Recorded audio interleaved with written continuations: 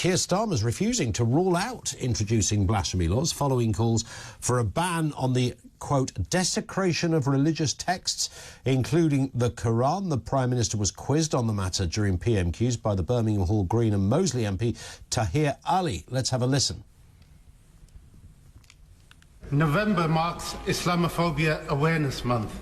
Last year, the United Nations Human Rights Council adopted a resolution condemning the desecration of religious texts, including the Qur'an, despite opposition from the previous government. Acts of such mindless desecration only serve to fuel division and hatred within our society. Will the Prime Minister commit to introducing measures to prohibit the desecration of all religious texts and the prophets of the Abrahamic religions? Well, can I agree with him that desecration is awful and I think should be condemned across the House? We are, as I said before, Mr. Speaker, committed to tackling all forms of hatred and division, including, of course, Islamophobia in all of its forms. There it is. Well, let's talk on the wider issue of blasphemy. Tim Dieppe is Head of Public Policy at Christian Concern. Afternoon to you, Tim. Do you concur with Mr. Ali in any form? I'm very concerned about the response there to that question. Obviously, Mr. Ali wants a kind of blasphemy law, particularly for Islam. He talks about desecration of the Qur'an, which reminds me of the Wakefield School incident you remember last year, where a kid took a copy of the Qur'an that was his own copy that he had paid for with his own money, and it got knocked out of his hands and slightly scuffed. And 4 boys were suspended from the school on allegations of desecration. And the police got involved and there were death threats and all this kind of thing. And you kind of thought, gosh, is this really England? Is this really Great Britain, where pupils are punished for dropping a book that they own of their own onto the floor because it's desecration of the Qur'an?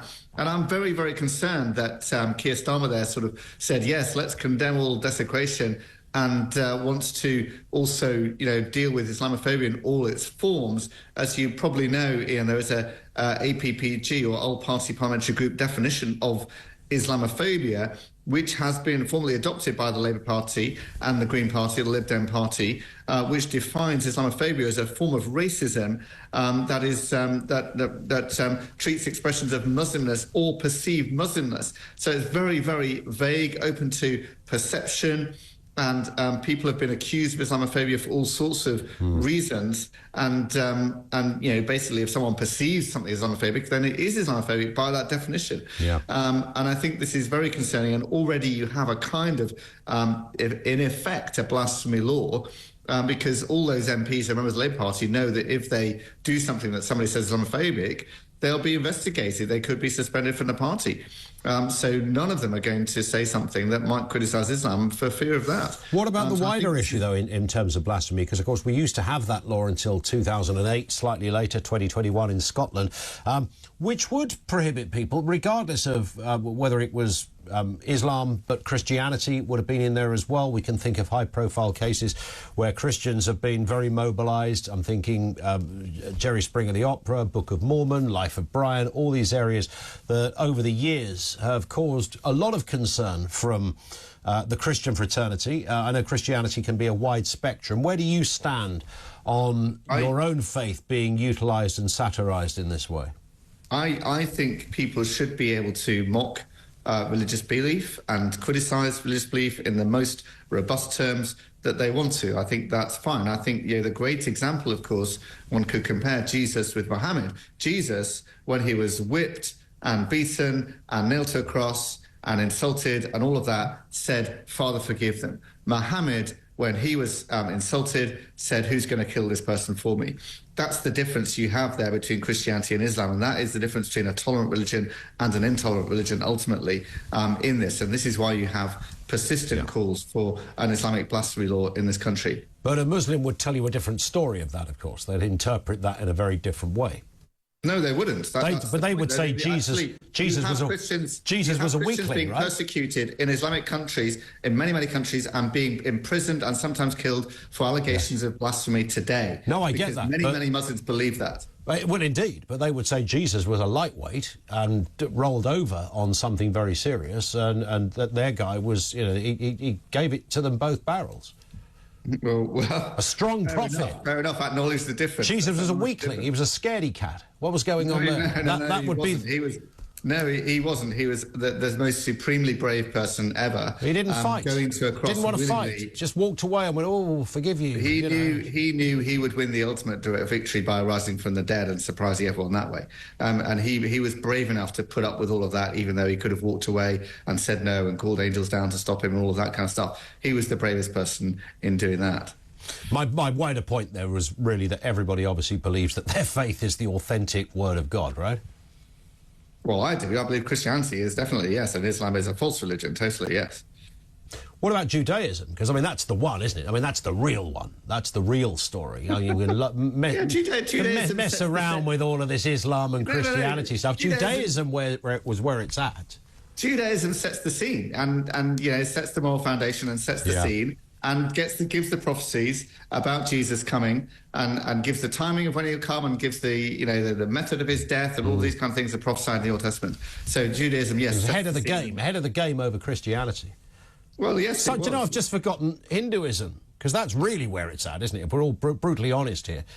I mean, that's the one you've got to go for. It's the Hindus that have got it right. The rest of us know nothing.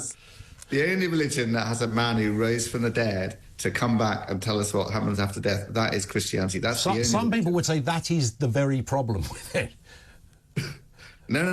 That is actually the answer. Jesus rose from the dead. That's very good evidence for it. There was never a body found. Why would Christianity have ever been founded if Jesus didn't rise from the dead? He rose from the dead. He proved that he is God, and that's why millions of people around the world today worship him and recognise that Christianity is true. Unlike you, Tim, I've had a conversation with Tom Cruise. So I know all about the Scientologist, you see, and that, frankly, is the word of God, right? That's really where it's at. I know I was teasing with the Hindu thing and the Jewish thing and the Islam. The Scientologists have got this thing sorted. Don't take my word for it. Ask John Travolta. I don't think they've got someone who rose from the dead either, Ian. That's the bottom line. He gave him a spaceship, I think, in Scientology, didn't he? With no evidence, yeah. I mean, the evidence, that's a really good point that you raised there, though. I mean, obviously, we're jesting about this in a kind way, I hope.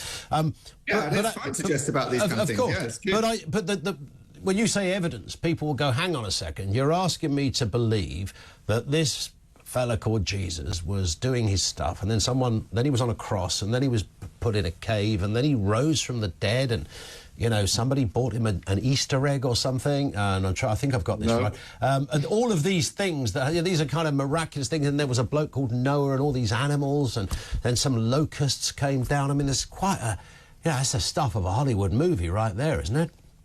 It's quite a tough one to sell. It is the stuff of a Hollywood movie, and a few Hollywood movies have been made about these various stories. But my point is really in context, given Jesus' own claims about himself, that he was God, that he said before Abraham was, I am, and so on, and he made very clear claims to be God. He came and fulfilled prophecies given 500 years before plus in the Old Testament, and came and died in that particular method, and then 3 days later, nobody was found.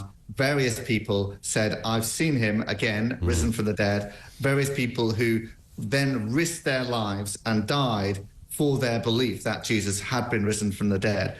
And a whole new religion, Christianity, which is now the dominant religion in the world, the largest religion in the world, was formed on the basis that Jesus had... Well, someone said it. Someone wrote it, didn't they? We haven't got any evidence of it.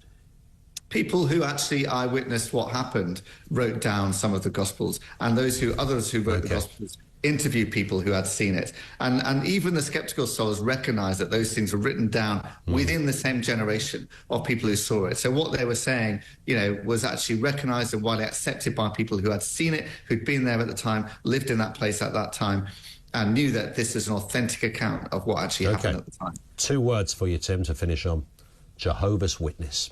You see, we can talk all we like about all the big guns out there, but the only faith that's ever knocked on my door and said, come into the fold. Very lovely people. I know it's always a bit inconvenient when you're boiling your potatoes or, getting the kids ready for bed, etc. But what better way to spread the word of God than to knock on your door and ask you? I've never met a bad Jehovah's Witness. Credit to them for doing that. Credit to them for doing that. Indeed. Well, you're not doing it, are you? You've never knocked on anyone's door, Tim. No, I have actually. I have knocked on people's doors to invite them to Christmas services. And well, yes, I mean, if your neighbour's taking in your Amazon parcel, I get it. But I'm talking about in the name of faith. Yes, in the name of faith, I've knocked on people's doors as well. Okay. And spoken to people in the street as well. And, you know, I'm keen to see people understanding the Christian message and recognising it and knowing that they can be forgiven for what they've done because of what Jesus did on the cross. And that's the amazing story of Christianity. Tim, it's been lovely to speak with you. Seriously, thank you. Tim Dieppe, he's the head of public policy at Christian Concern.